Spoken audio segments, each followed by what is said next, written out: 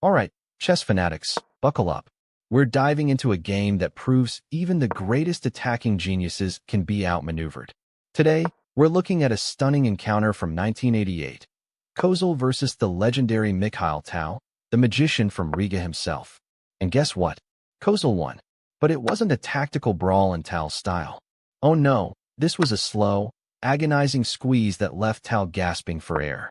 The game kicks off with Kozul playing d4, and Tal, ever the innovator, responds with a perk-like setup, bringing his bishop to g4. Kozul immediately goes for a solid setup, trading his bishop for Tal's on f3, accepting doubled pawns, but gaining an open e-file and central control. Tal develops his pieces, and it looks like a typical hyper-modern struggle. But Kozul has other plans. He starts an immediate, aggressive pawn storm on the kingside with h4, pushing for space, pushing for an attack. Tal, perhaps feeling the pressure, castles long, seemingly inviting the chaos. Kozul isn't deterred. He follows up with g4, then h5, relentless in his pursuit of Tal's king. That h-pawn eventually makes it all the way to h6, a dagger stuck deep into Tal's kingside, suffocating his pieces, restricting his options. This wasn't just a pawn push, it was a statement. I'm coming for you, Tal. The board is alive, but it's Kozul dictating the terms, slowly but surely building a positional vice. Tal, always a fighter, tries to break free. He pushes e5, then d5, attempting to open lines for his pieces to create the kind of tactical melee he thrived in.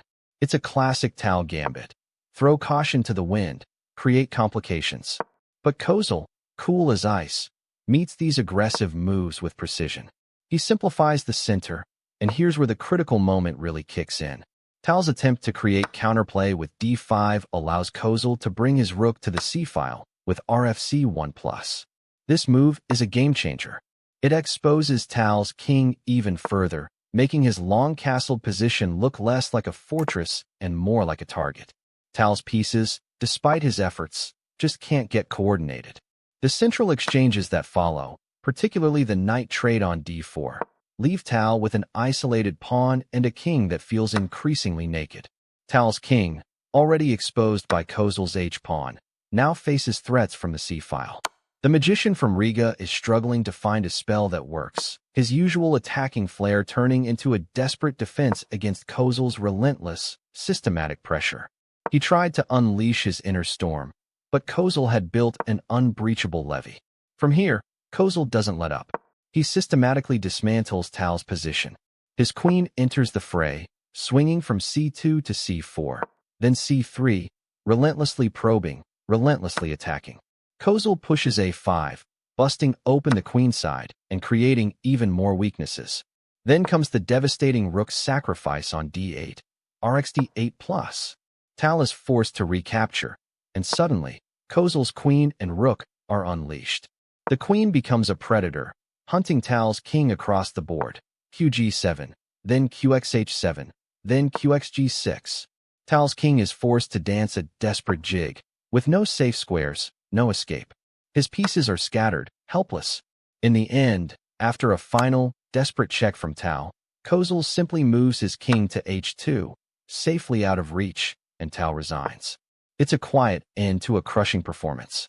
Kozul didn't just beat Tal. He outstrategized him, outpositioned him, and ultimately suffocated him.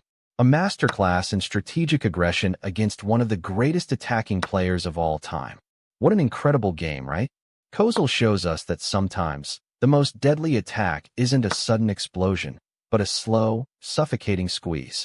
If you enjoyed this deep dive into chess history, make sure to hit that like button, subscribe for more Grandmaster analysis, and let me know in the comments. What's your favorite positional masterpiece? Until next time, keep those tactical antennas sharp,